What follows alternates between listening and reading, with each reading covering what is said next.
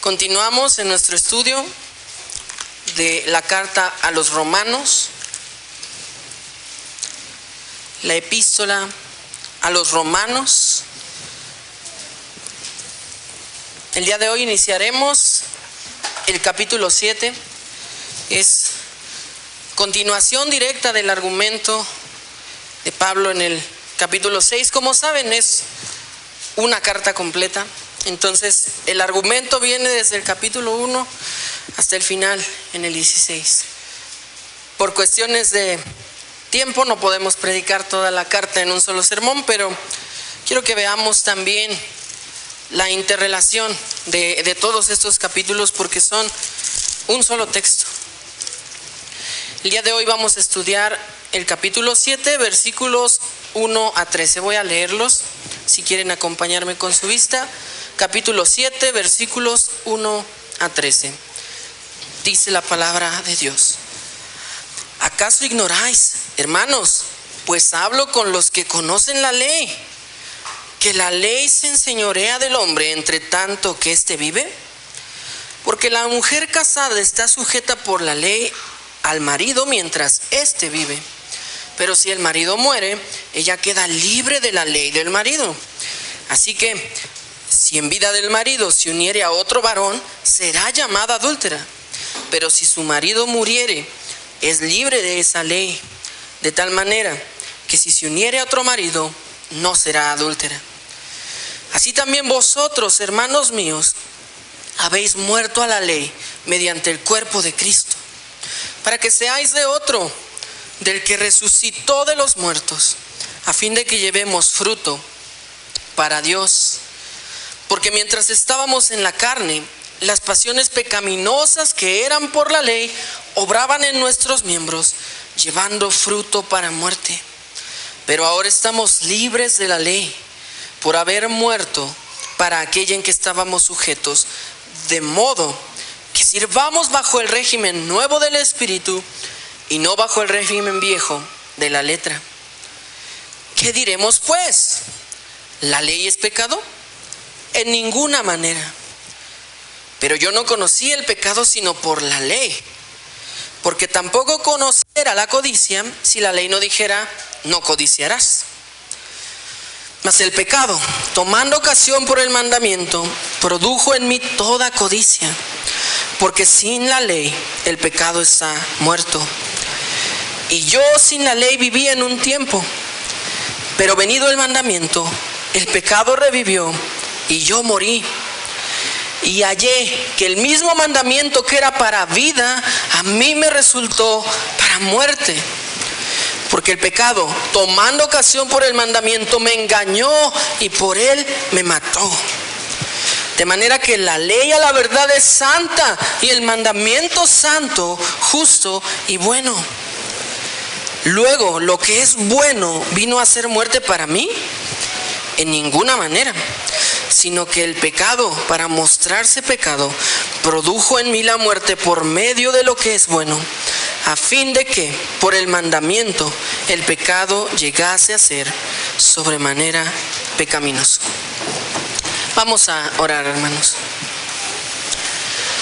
Padre bendito, gracias por tu palabra, Señor, por cada una de las porciones de ella, ya sean largas o cortas, Señor, como vimos también en el primer culto.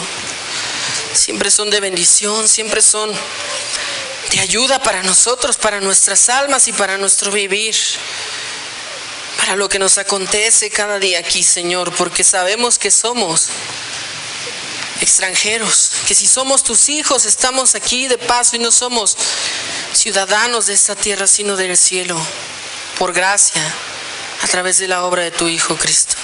Ayúdanos, Señor, a poner atención, a estar enfocados, y a mí ayúdame a predicar fielmente solo de tu palabra. Te pedimos todo en el nombre de Cristo. Amén. Muy bien, quiero que imaginemos a un conductor que va manejando su auto por la carretera en una autopista. Todo va normal, todo va aconteciendo, de una manera natural hasta que ve a unos metros un letrero que dice curvas peligrosas más adelante. El conductor decide ignorar este letrero, incluso confiando en su gran habilidad de manejo, decide acelerar incluso un poco más. Entonces, el área de las curvas peligrosas llega y él pierde el control del auto y el accidente ocurre. Quiero preguntarles, hermanos, ¿de quién fue la culpa en ese accidente? ¿Del conductor o de la señal que indicaba las curvas peligrosas? Creo que es obvio que la culpa fue del conductor. Ese señalamiento estaba ahí para indicar peligro. Ese señalamiento en sí no era malo, pero aún así lo que indicaba causó este accidente. Es claro que la culpa fue del conductor que decidió ignorar la señal de precaución y decidió acelerar y seguir. En este pasaje vemos que Pablo continúa mostrando la libertad que tenemos en nuestra justificación. Recordamos que al final del capítulo 6 nos estaba hablando de este yugo, de esta esclavitud que teníamos al pecado y de cómo ahora nuestro nuevo amo es Dios, es Él, es Cristo. Cómo podemos servirle, cómo somos libres para dejar las obras, para dejar el pecado y servir a nuestro Dios. En esta porción nos habla acerca de la ley. Nos habla acerca de cómo opera aún la ley en la vida de alguien que ya ha sido salvado. Responde preguntas muy importantes como, ¿entonces la ley es pecaminosa? Por eso les preguntaba, ese anuncio, ese letrero de precaución, ¿era pecaminoso? ¿Era malo en sí? Con esto va a tratar Pablo en este pasaje. Y veremos muy claramente que aunque tenemos libertad de la ley en Cristo, la ley no es pecaminosa, sino útil y de gran ayuda. Recordemos eso a lo largo de esta predicación, de este mensaje. Aunque sí tenemos libertad de la ley en Cristo, la ley no es pecaminosa, sino útil y de gran ayuda. Para eso vamos a ver nuestro primer punto. Nuestro primer punto es, en Cristo somos libres de la ley. Y Pablo nos lo pone aquí en la ilustración de una mujer casada. Plantea la pregunta en el versículo 1. ¿Acaso ignoráis, hermanos? Está hablando, recordemos, a la iglesia en Roma, a los hermanos, a los salvos, a los escogidos, ahí, que obviamente, si vemos el contexto de toda la carta, podemos ver que estaban lidiando con varias dudas. Porque Pablo no toca estos temas solo porque sí. No hace estas preguntas retóricas solo porque se le ocurrieron en su mente, sino inspirado por Dios, está tratando con los asuntos que causaban duda en esa congregación. Y entonces les pregunta, ¿acaso ignoráis, hermanos? Pues hablo con los que conocen la ley, que la ley se enseñorea del hombre entre tanto éste vive. Y pone esta ilustración de la mujer, porque la mujer casada está sujeta por la ley al marido mientras éste vive. Pero si el marido muere, ella queda libre de la ley del marido. Así que, si en vida del marido se uniere a otro varón, será llamada adúltera. Pero si su marido muriere, es libre de esa ley. De tal manera que si se uniere a otro marido, no será adúltera. Está poniendo esta ilustración del matrimonio, de esta unión perfecta, de esta unión inquebrantable. Pero dice, estas obligaciones, estos votos de fidelidad, de amor, que se hacen cuando el matrimonio inicia y que van más allá simplemente de, sí, mi amor, te prometo que te voy a ser fiel, sino que van mucho más allá, porque están simbolizando el amor de Cristo y la iglesia. Pero dice aquí, esta unión perfecta termina con la muerte. La mujer tiene obligación para con su marido de serle fiel, de estar a su lado, de ayudarle, de ser la ayuda idónea, y todo lo que la Biblia nos dice acerca del papel y rol de la mujer en el matrimonio, solamente mientras su marido vive. ¿Cómo podría ser esta mujer fiel a alguien que ya no está? Y en la Biblia vemos esta ley también. No se puede considerar a una mujer adúltera si se casa después de que su marido ya ha fallecido. La Biblia da la libertad, lo vemos también en los escritos de Pablo, que dice que esto es lícito. La mujer, una vez siendo viuda, tiene el derecho para volverse a casar. Y no hay ningún pecado en ese hecho. Pero la ilustración que está apuntando aquí Pablo es que lo que liberó a la mujer de sus obligaciones y de su vínculo y del pacto y de los votos fue la muerte. Eso es lo que Pablo quiere enfatizar aquí cuando hace esta ilustración de esta mujer. Si su marido está vivo, obviamente le debe todas estas cosas, igual que él a ella. Pero si el marido no está vivo, ¿a quién le va a ser fiel? ¿A quién respetará? ¿A quién se someterá? ¿Y a quién amará? Pues según la ley, podía volverse a casar. Pero, ¿por qué Pablo usa ese ejemplo anterior? Porque nosotros también teníamos una obligación. Si me acompañan al versículo 4. Así también vosotros, hermanos míos, habéis muerto a la ley mediante el cuerpo de Cristo, para que seáis de otro, del que resucitó de los muertos, a fin de que llevemos fruto a Dios. Entonces dice, así también ustedes, hermanos, tenían una obligación. Recordemos, ¿qué es el requisito para ganar nuestra salvación si dependiese de nosotros? El requisito para ganar nuestra salvación si dependiese de nosotros sería cumplir la ley, obedecer la ley perfectamente. Esa es nuestra obligación con la ley para poder ganar la recompensa de la vida eterna. Pablo ha dejado claro en los capítulos que llevamos dos cosas. Una, esto es imposible porque heredamos el pecado original de Adán. Todos pecamos en Adán porque él nos representó. Y número dos, nosotros pecamos todos los días y de continuo. No hay nadie bueno y no hay quien busque a Dios. No hay ni uno solo. Todos se desviaron. Entonces, nosotros no podemos cumplir esta obligación que tenemos con la ley. Pero ¿cómo somos liberados de este vínculo? Si no lo podemos cumplir, no podemos cumplir perfectamente la ley. Y para saber eso nos hace falta solamente un minuto de nuestras vidas, donde ya habríamos pecado. Entonces, ¿qué se necesita? Si la mujer necesita que su marido muera para desvincularse de esa obligación, pues nosotros también tendríamos que morir. Dice entonces, Pablo está diciéndoles, así también ustedes murieron.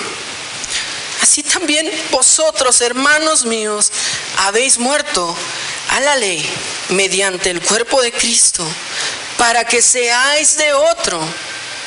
Está retomando su argumento del capítulo anterior, que sabemos que es un todo. Pero nos estaba diciendo, ya no son esclavos, ya no somos esclavos del pecado. Ese yugo está roto, las cadenas están rotas. Pueden servir a su nuevo amo. No solo pueden, quieren. Ese es el fruto. Ese es el resultado. Quieren servir a Dios, quieren obedecerle. Y aquí también dice, ya no están atados a la ley, murieron a la ley con Cristo, para que seáis de otro, del que resucitó de los muertos, a fin de que llevemos frutos para Dios. Entonces nosotros que teníamos también esa obligación de cumplir la ley perfectamente, era necesario que muriéramos. ¿Pero en qué sentido? Para desvincularnos de la ley. No físicamente, porque si muriéramos físicamente, en ese sentido, sería ya parte del castigo que estaríamos recibiendo precisamente por no cumplir la ley. Y si morimos físicamente sin haber cumplido la ley, sabemos que nuestro castigo es la muerte, porque la paga del pecado es la muerte. Entonces, ¿cómo debemos morir? Obviamente, aquí vemos que es en Cristo.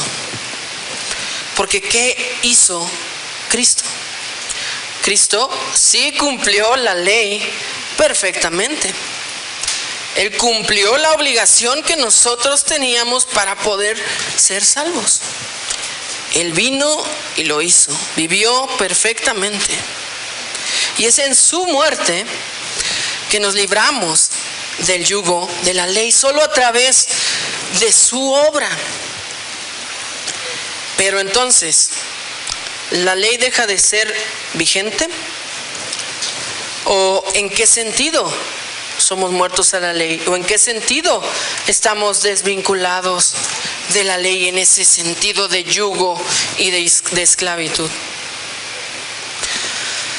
Vemos claramente que la ley no es completamente desechada, porque en el versículo 4 nos dice: después para que seáis de otro, del que resucitó de los muertos, a fin de que llevemos frutos a Dios.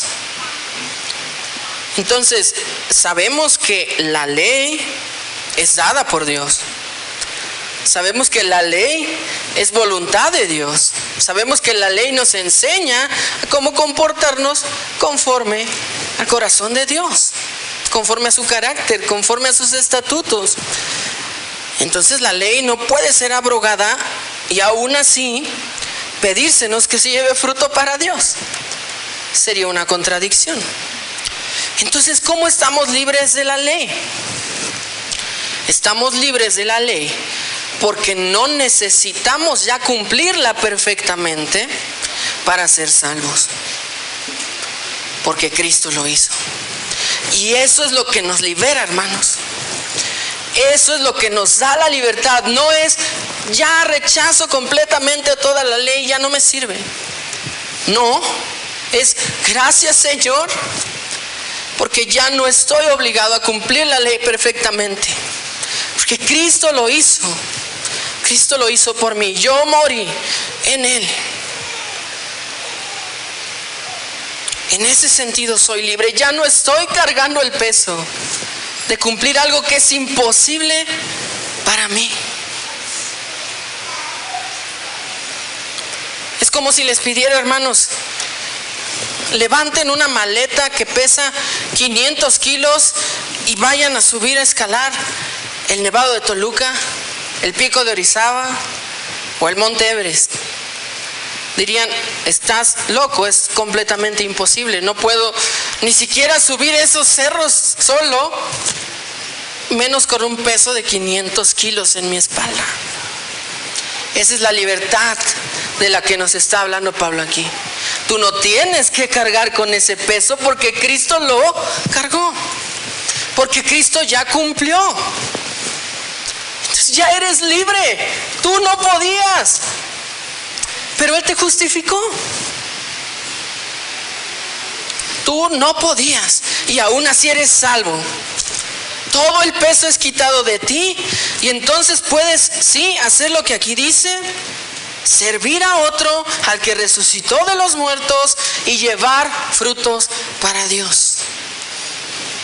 No despreciamos la ley, no decimos que es obsoleta, que no nos sirve, pero somos libres de ella porque ya no tenemos que cumplirla perfectamente, porque alguien lo hizo por nosotros. Y eso nos lleva y nos encamina a querer obedecerle, como vimos en el capítulo anterior, como ese esclavo, como ese siervo que está feliz y hace las cosas no solo porque tiene que hacerlas, sino porque quiere hacerlas. Esa es nuestra libertad. Es en ese sentido en el que estamos libres.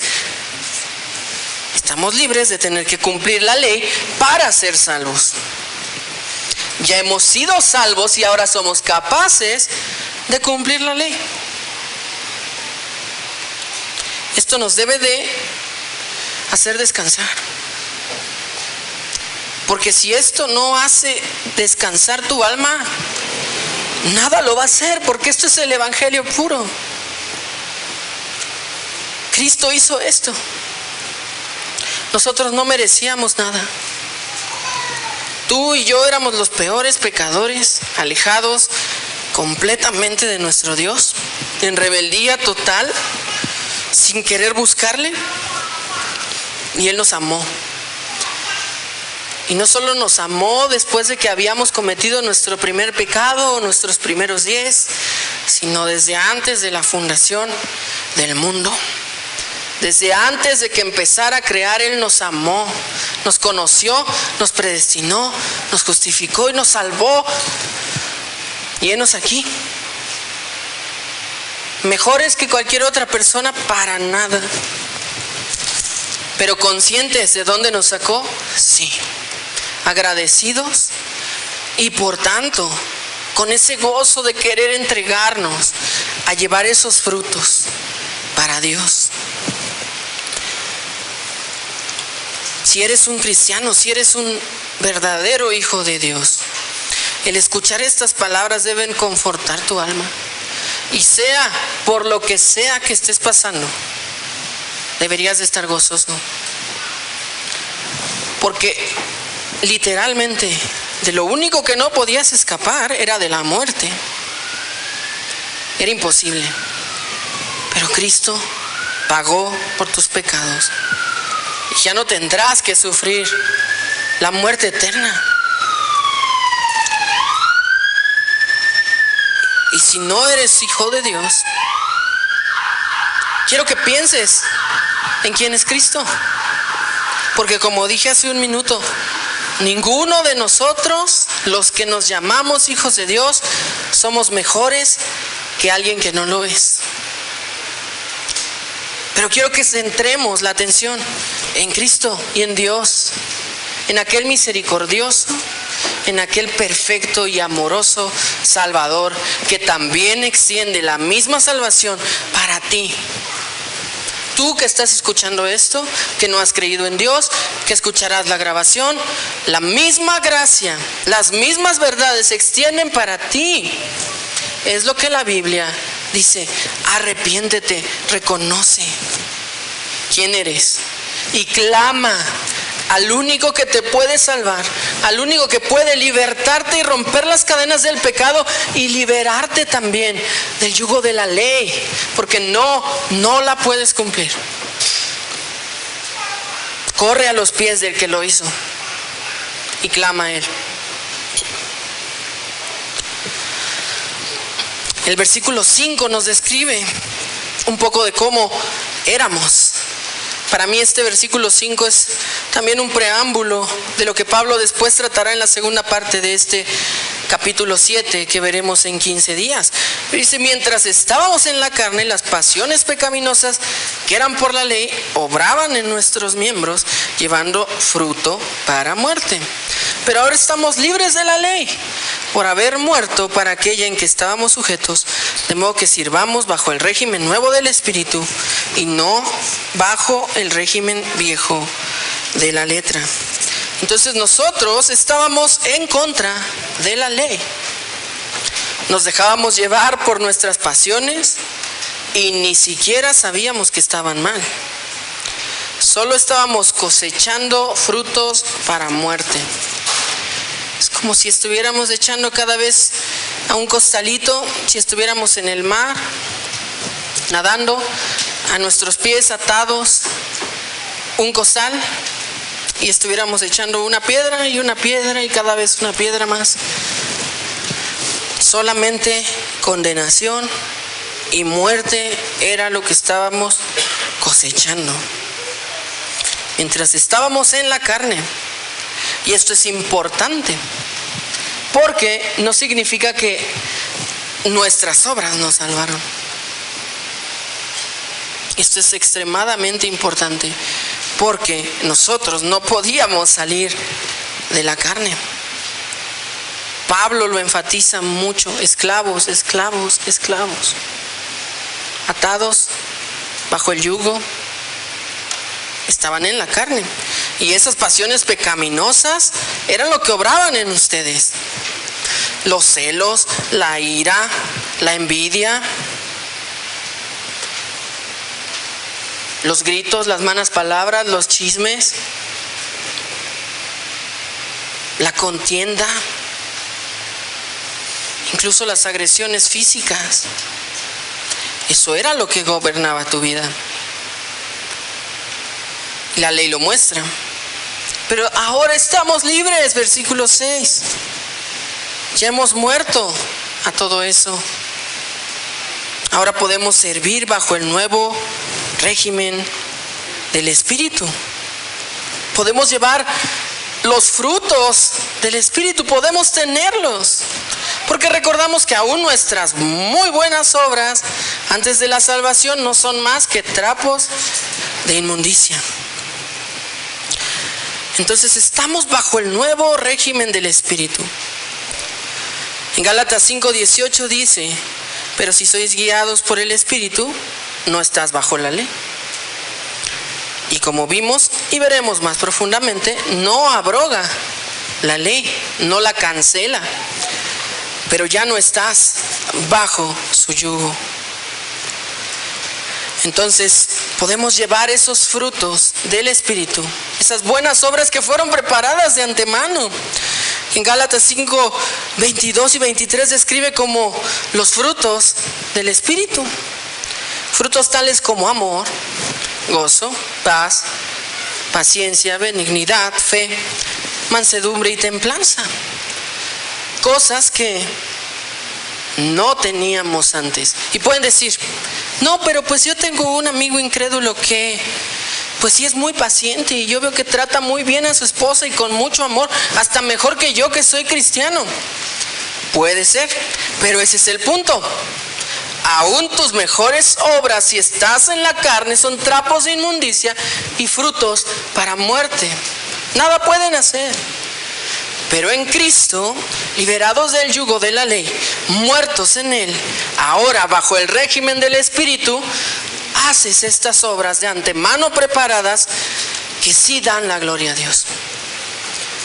Cuando eres amoroso, cuando tienes gozo, cuando tienes paz, paciencia, benignidad, fe y el resto, sí da la gloria a Dios. Porque Él fue el que te salvó. Cristo fue el que pagó por los pecados. Y entonces aquí Pablo se antecede a la pregunta que puede estar surgiendo en la mente de sus oyentes. Y este es nuestro punto 2. Ya vimos, nuestro punto 1. Punto número 2. La ley es de gran ayuda para nosotros. La ley no es pecaminosa, sino de gran ayuda para nosotros. Pablo dice en el versículo 7, ¿qué diremos pues? ¿La ley es pecado?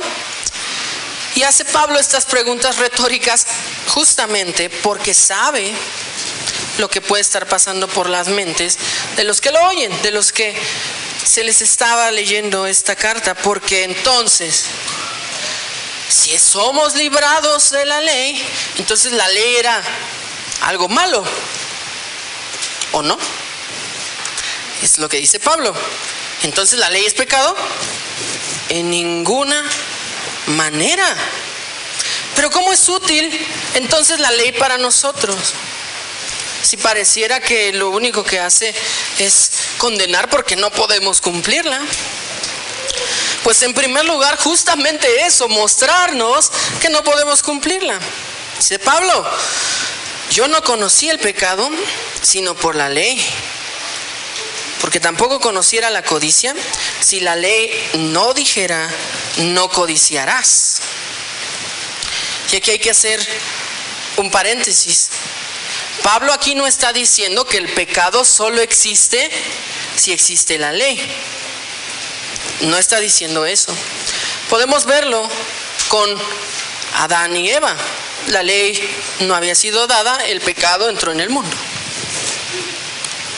Pero entonces, ¿a qué se refiere aquí? Se refiere a que la ley nos muestra el pecado. Pongamos un ejemplo.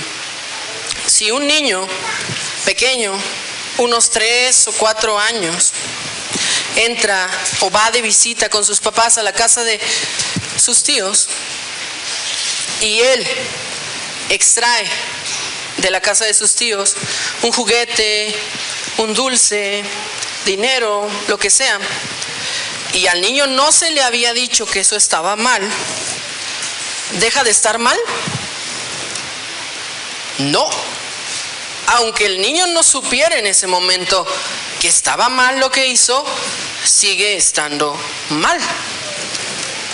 Pero lo que a él le va a revelar que estuvo mal es cuando sus papás, llegando a casa, se acerquen a él y le digan: ¿sabes qué, hijo?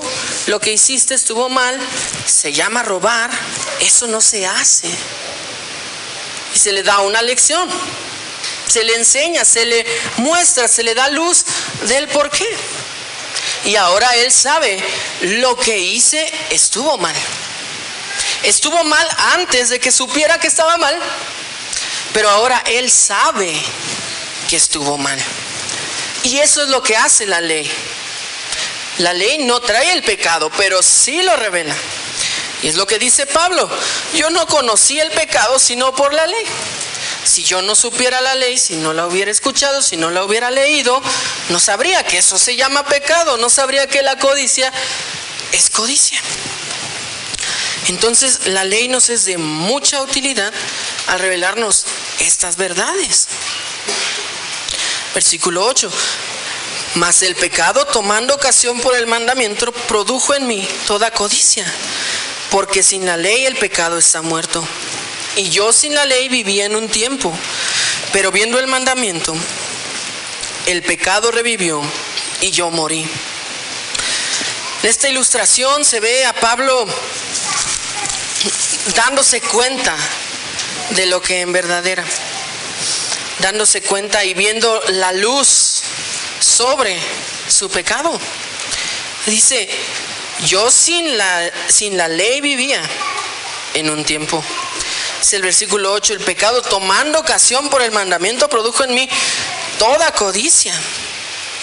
Sabemos que las tentaciones son tremendas y son en muchas maneras y llegan cuando menos lo pensamos. Y el adversario y el engañador tiene sus técnicas y sabe cómo hacerlo y sabe cómo engañarnos para incluso tergiversar la palabra de Dios, que es lo que hizo en Edén y es lo que vemos repetido a lo largo de toda la Biblia.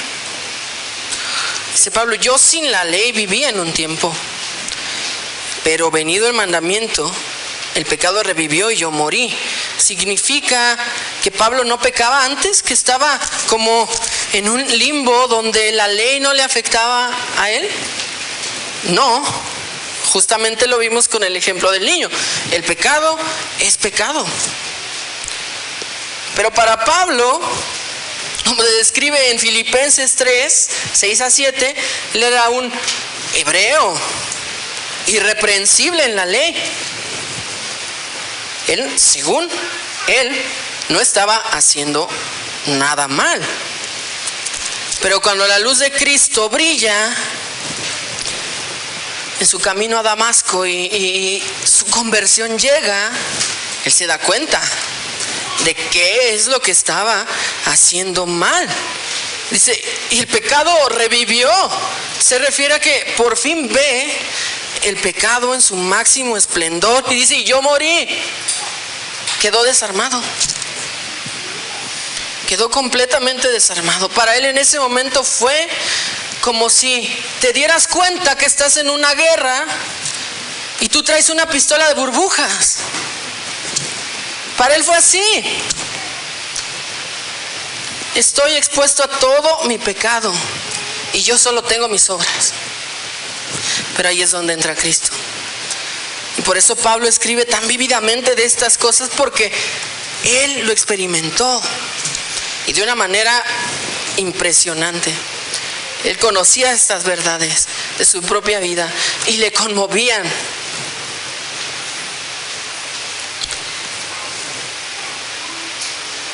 El pecado había sido claro. El pecado había revivido y él había muerto. Dice el versículo 10: y hallé que el mismo mandamiento que era para vida, a mí me resultó para muerte. Porque el pecado, tomando ocasión por el mandamiento, me engañó y por él me mató. Y aclara: de manera que la ley a la verdad es santa y el mandamiento santo, justo y bueno. Entonces deja claro, la ley no es el problema. La ley es de beneficio, primeramente porque nos muestra en realidad en dónde estamos. Nos muestra quiénes somos, nos muestra lo que no podemos hacer y quién sí lo hizo. Pero también nos instruye, nos ayuda. Ahora que Pablo estaba del otro lado, que podía ver y vislumbrar este panorama, decía: ok, entonces la ley, ahora que soy hijo de Dios, no me condena, me guía. Me guía porque puedo y fui capacitado para cumplirla en gozo, en amor y en agradecimiento con aquel que me salvó. Él vio claramente que lo que era para vida, él estaba resultando para muerte. Y eso es lo que pasa con cada uno de nosotros. Pero entonces la ley es buena. El mandamiento es santo, justo y bueno. ¿Cómo podemos tomar eso nosotros para nuestra vida diaria? Pues precisamente aferrándonos a ella. La ley es buena, nos previene, nos advierte, como aquella señal que le advertía al conductor de las curvas peligrosas. ¿Vamos a ser también nosotros necios para acelerar? La respuesta debería ser no. Veremos en 15 días que es una lucha inmensa y tremenda. Pero la respuesta es no. Si tengo mis instrucciones, las voy a seguir. Porque puedo, porque estoy agradecido con el que me capacitó para hacerlas, porque me salvó, porque le amo también. De manera que la ley a la verdad es santa y el mandamiento santo, justo y bueno. Versículo 13. Luego lo que es bueno vino a ser muerte para mí, en ninguna manera, sino que el pecado, para mostrarse pecado, produjo en mí la muerte por medio de lo que es bueno, a fin de que por el mandamiento el pecado llegase a ser sobremanera pecaminoso. Entonces cierra este argumento con: dejemos claro, la ley no es mala. Al decir que estás libre de la ley, no significa que no tengas que cumplirla. Y es más, eso es lo que dijo Cristo. Y no solo dijo cumplan la ley, sino que agregaba. Porque cuando Cristo estaba aquí, le preguntaban cosas y le decían: entonces, ¿no tenemos que matar? No, no debes matar, pero no solo es no matar, sino que si lo aborreces en tu corazón, es lo mismo. Y el mandamiento se abría profundamente. Es lo que nos pasa a nosotros cuando leemos el catecismo, que escuchamos no matarás y sí, yo no mato. Pero cuando nos leen toda la descripción, soy un homicida, y tal vez cada día de mi vida. Y eso es lo que Cristo hizo. Cristo no vino a abrogar la ley, vino a cumplirla. Y vino a enseñarnos a profundizar más en ella, en sus ramificaciones, en lo que implica y en cómo podemos seguirla. Porque a final de cuentas lo que buscamos aquí es llevar los frutos para Dios, como dice el versículo 4. ¿Y cuál es la voluntad de Dios? Justamente Cristo lo resume: ama a Dios y ama a otros. Sabemos que ese es el resumen directo del decálogo, de los 10 mandamientos. Y podemos posicionar cada uno de esos 10 en una de estas dos grandes subtemas: ama a Dios, ama a otros. Entonces, que nos quedemos con eso, hermanos. La ley no es mala, la ley no es pecaminosa. Cuando se nos habla de la libertad, no se nos está hablando de un libertinaje. No tenemos derecho a hacer lo que queramos. Somos libres precisamente porque sí, ahora podemos cumplir la ley. Pero somos libres también porque no estamos atados a cumplir la ley para poder ser salvos, porque Cristo lo hizo por nosotros. Entonces, que nos quedemos pensando y meditando en estas verdades, hermanos, que resuenen en nuestra cabeza esta semana, que estén guardadas en nuestro corazón. Recordemos cuán útil es la ley, no solo para mostrarnos nuestro pecado, sino para guiarnos ahora que somos salvos y hijos de Dios. Y que compartamos estas verdades con aquellos que aún no las saben. Porque Pablo ya dejó claro: nadie está exento del juicio. Pero la revelación en la creación no es suficiente para salvar. Necesitamos predicar de este Cristo, de este Salvador, aquel que rompe la esclavitud del pecado y el vínculo de tener que cumplir la ley para ser salvo, sino que Él lo hizo, por Él somos salvos y por Él la cumplimos.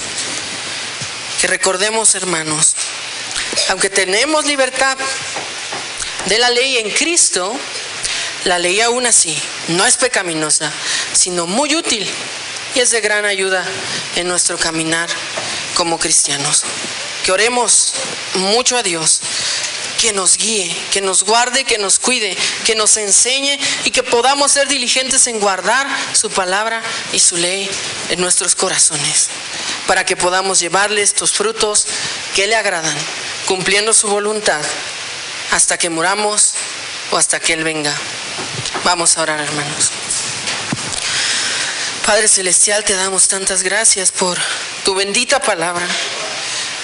Señor, tal vez para algunos es nuevo, tal vez para algunos ha sido escuchado ya muchas veces, pero sabemos que tu palabra siempre es nueva, en el sentido no de que haya nueva revelación, Señor, sino de que siempre nos da nueva vida, nueva esperanza, nuevos alientos al corazón, Señor. Gracias por ello, porque a pesar de la incapacidad de nosotros como hombres para transmitir tu mensaje, tú llevas a nuestros corazones las palabras precisas que necesitamos. A pesar de que nosotros seamos pobres en lenguaje y en palabras y en expresión, Señor, tu palabra es perfecta y te agradecemos por ella.